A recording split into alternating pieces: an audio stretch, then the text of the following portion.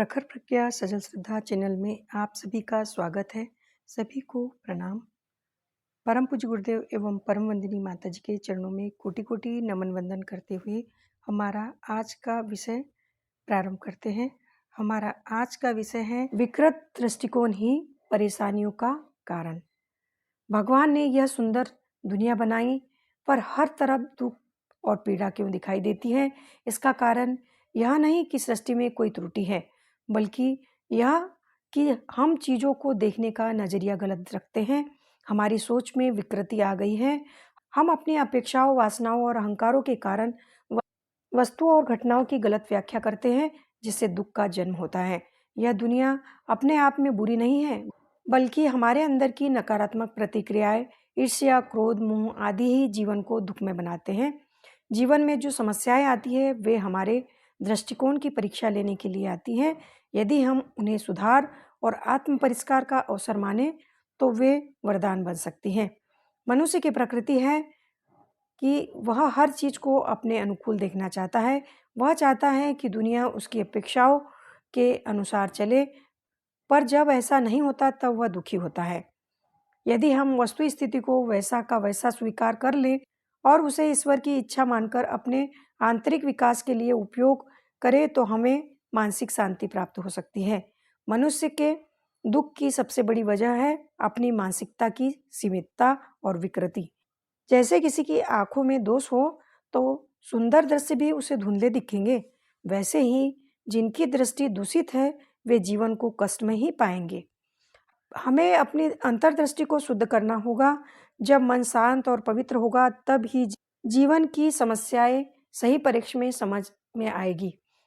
मनुष्य की महानता इसी में है कि वह कठिनाइयों में भी अवसर ढूंढ ले।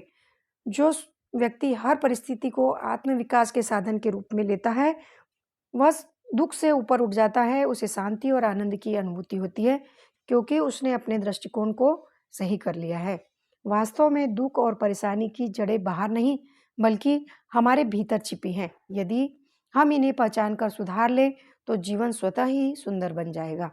जब तक कोई व्यक्ति अपने भीतर की सोच को नहीं बदलता, तब तक कोई भी बाहरी साधन या संपत्ति उसे सच्चा सुख नहीं दे सकती।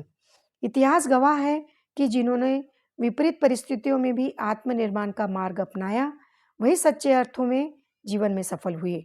उन्होंने अपने जीवन को तपोभूमि बनाया और समाज को नई दिशा दी।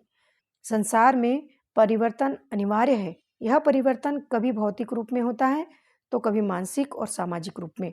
लेकिन जो व्यक्ति हर परिस्थिति में अपने लक्ष्य और मूल्यों को बनाए रखता है, वही स्थिर और शांत जीवन जी पाता है। वह दूसरों के लिए प्रेरणा बनता है। मनुष्य के जीवन में आने वाली चुनौतियां वास्तव में उसे परखने और निखारने का साधन होती है। यदि हम उसे स्वीकार कर आत्ममंथन और आत्म परिष्कार का मार्ग अपनाएं, वही कठिनाइयां हमारी सबसे बड़ी संपत्ति बन सकती है। इतिहास इस बात का साक्षी है कि महापुरुषों ने संघर्ष के बीच ही महानता की नींव रखी। सुभाष चंद्र बोस, महात्मा गांधी, स्वामी विवेकानंद, इन सभी ने अपने जीवन में कठिनाइयों को आत्मविकास का साधन बनाया। उन्होंने यह सिद्ध किया कि जब सोच सकारात्मक हो तो कोई भी स्थिति बाधा नहीं बन सकती। जीवन की सबसे बड़ी उपलब्धि यह नहीं कि हम सुख सुविधाओं से घिरे रहे, बल्कि यह है कि हम अपने भीतर के गुणों को कितना विकसित करें कि किसी भी संकट में डगमगाए नहीं। यह आत्मबल ही सच्ची पूंजी है। यह भ्रम नहीं पालना चाहिए कि संसार की व्यवस्था और लोग हमारे अनुकूल बदल जाएंगे। इसके बजाय हमें अपने दृष्टिकोण, अपने व्यवहार और अपनी प्रतिक्रियाओं को बदलना होगा। जब हम स्वयं में परिवर्तन लाते हैं, तभी दुनिया भी हमें नई दृष्टि से देखती है। संसार में हमें अक्सर दुखद और विपरीत परिस्थितियों का सामना करना पड़ता है। ऐसे समय में मनुष्य का मन टूटता है, वह व्यथित होता है और अक्सर भाग्य को दोष देता है। लेकिन सच्चाई यह है कि दुख स्वयं में कोई शक्ति नहीं रखता। हमारी प्रतिक्रिया ही उसे बढ़ा या घटा सकती है।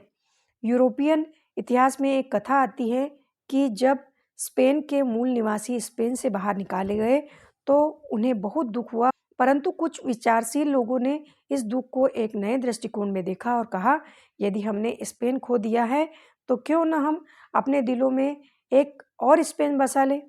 इस तरह उन्होंने अपने दुख को एक नई रचनात्मक दिशा दे दी। दुख को दूर करने का उपाय बाहर ही नहीं, भीतर भी है। जब तक हमारी दृष्टि विकृत है, तब तक बाहरी सुख भी हमें शांति नहीं दे सकता। लेकिन यदि हम अपने मन का दृष्टिकोण बदल ले, उसे ईश्वरीय, सकारात्मक और सहनशील बना ले, तो कोई भी परिस्थिति हमें तोड़ नहीं सकती। हमें यह समझना होगा कि परिस्थितियाँ तो सदा बदलती रहेगी, पर हमारी प्रतिक्रिया स्थायी प्रभाव डालती है। इसीलिए मनुष्य का सबसे बड़ा कर्तव्य है अपने दृष्टिकोण को परिष्कृत करना, आत्मा को मजबूत करना और जीवन को तपोभूमि मानकर हर अनुभव से सीख ले। यह विचार अगर परिस्थितियां बदले तो जीवन सुखद होगा, पूर्णतः भ्रम है। जीवन तभी सुखद होगा जब हम अपने भीतर के दृष्टिकोण को दिव्य बना ले। संसार एक प्रयोगशाला है, यहाँ हर आत्मा को परीक्षा देनी होती है। किसी की परीक्षा परिवार के रूप में आती है, किसी की धन संपत्ति या मान सम्मान के रूप में, तो किसी की बीमारी संघर्ष कष्ट के रूप में।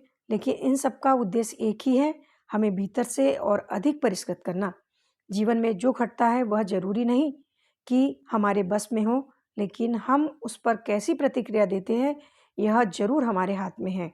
यदि हम प्रत्येक परिस्थिति को एक आध्यात्मिक प्रयोग मानकर स्वीकार ले, तो दुख भी हमें प्रसन्नता और शांति का मार्ग दिखा सकता है। हमारा आज का विषय यहीं समाप्त होता है।